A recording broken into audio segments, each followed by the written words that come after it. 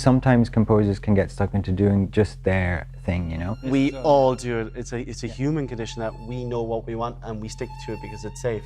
And opening the doors to anything else is leaving behind your safety net. And we've both taken that giant leap forward and said, do you know what? Let's just go for it. Yeah. Because there's no halfway house here. Either you go for it or you give a boring, mundane, safe performance. And there was no other option. So it's either exciting, fresh, innovative, and wild, or it's, okay, we just fulfill our duties of doing X, Y, and Z.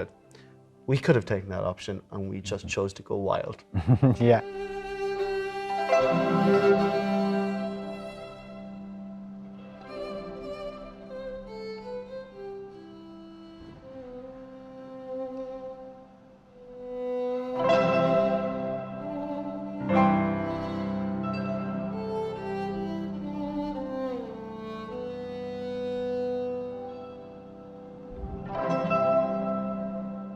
One of the things we discussed, and it was our first kind of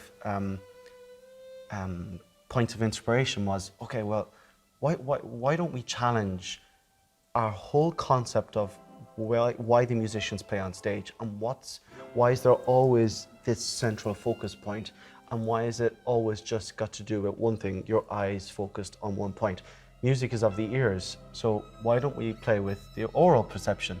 So at the beginning of our concert, you'll be in darkness.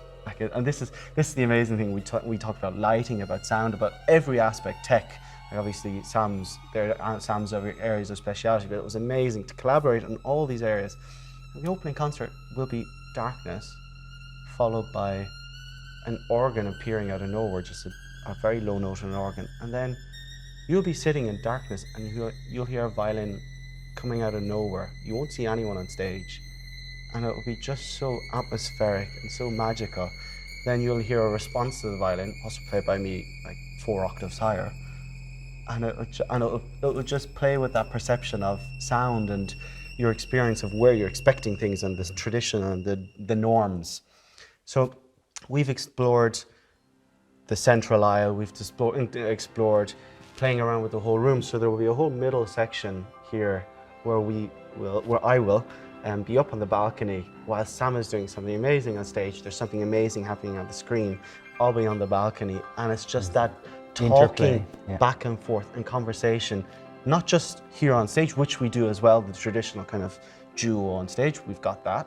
We included that to keep people happy. But this amazing just interplay, and it's really...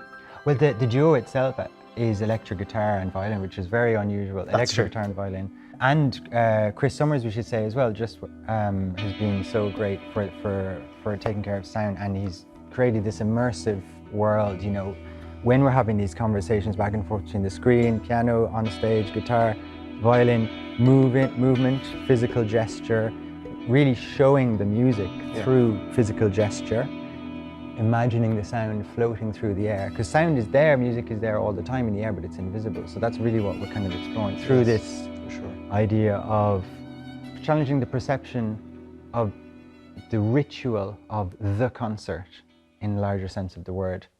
But yeah, when you're up on the balcony, I mean, it's so much fun as well to just be like throwing the music up to the balcony, so to speak, and you're throwing it back to me, and then you come down and he's almost in the innards of the building, the Triskel, exploring, you know, an organ in the stairwell. So it creates this amazing immersive experience for the listener and for us as well.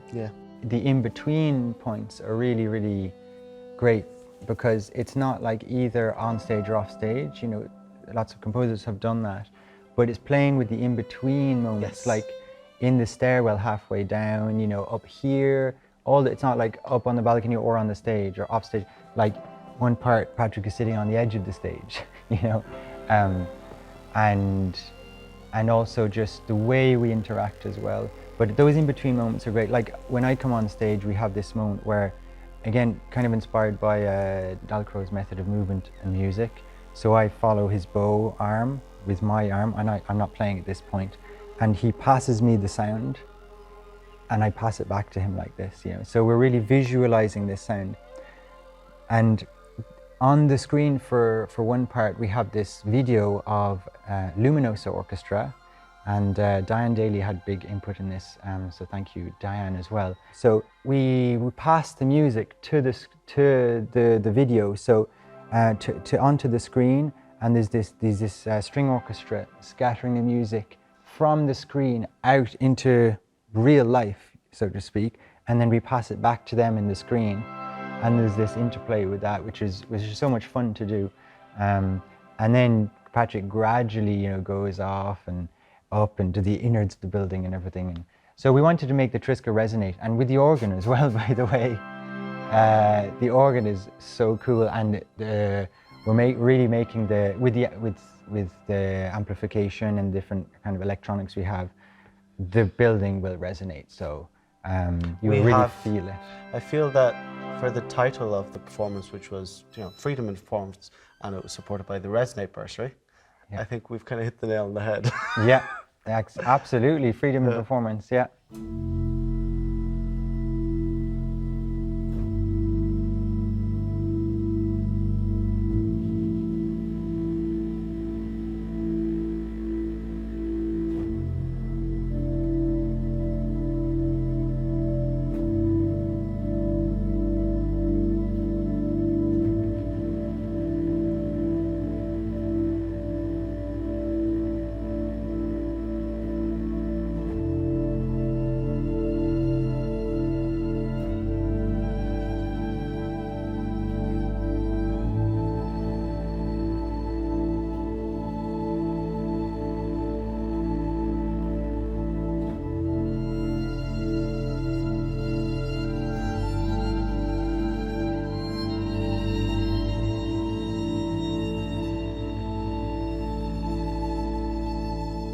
I believe that putting a collaboration like this is amazing, but also very risky, because you have two artists who have spent their whole lives invested in creating their artistic vision.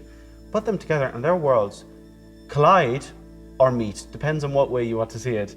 And of course, we are from vastly different backgrounds, but we, from the outset, had an openness and a willingness to say, okay, no matter what it is, no matter how far out of my comfort zone, I'm willing to be 100% open and try and learn from you and you from me.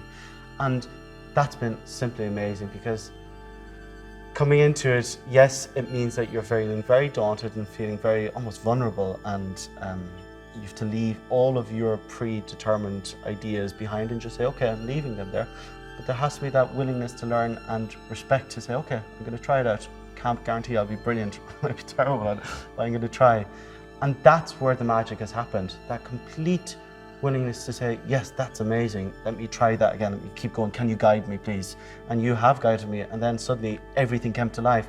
But it came from that willingness to say, yes, there's amazing things there, let me be open and let me try and learn from you. And that's happened, that's been a two-way process. It's been a yin and yang. Absolutely, because I'm performing, I don't perform that much, and to see your level, your experience of that, and just everything that we're doing, from the smallest things to the biggest thing, like the way we interact and breathe when we play together, and from wrist exercises to, that kind of communication, and in general, communication throughout the process, I've learned so much. Yeah. And, composers are so often control freaks, so like not having everything, not having all of the music composed and planned, and not having everything set before you get to the rehearsals was very unusual for me.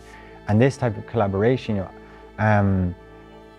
where it's long-term collaboration, over the course of 3 months, really, it was very new and challenging, but we had this openness, both of us, and it was, I think you have to have the openness, otherwise it'll just be, as you said, a clash, not a meeting of worlds. And